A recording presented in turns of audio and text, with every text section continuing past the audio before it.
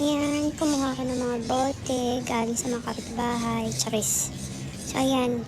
Gagawin ko silang DIY for planting. Ayan. Ganon. Tapos, minutasan ko sila isa-isa. Ginamit ko ang, hindi ko lang kung tawag dyan eh. Basta, ganon. Ayan. Minutas ko, ginamit ko ang kandila dahil wala akong panghina. Mahirap lang. Alam mo na. Ganon. Yan. Isa-isa. Yan sila. Pak. Ganda. Yan na.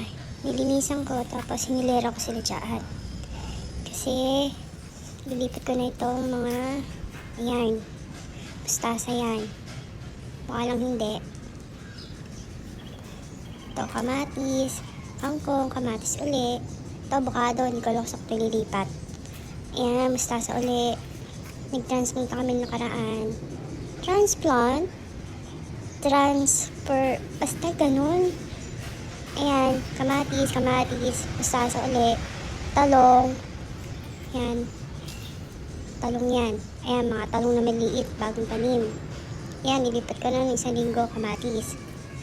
So, ayan. Ayan, sili yun. Ayan, talong. Lipat ko sila kasi nag-aagaw sila ng basta. Ayan, kamatis uli. Kamatis na naman. Walang kamatayang kamatis. Favorite. Kamatis. Nagmumurang kamatis. Ganon. Bye!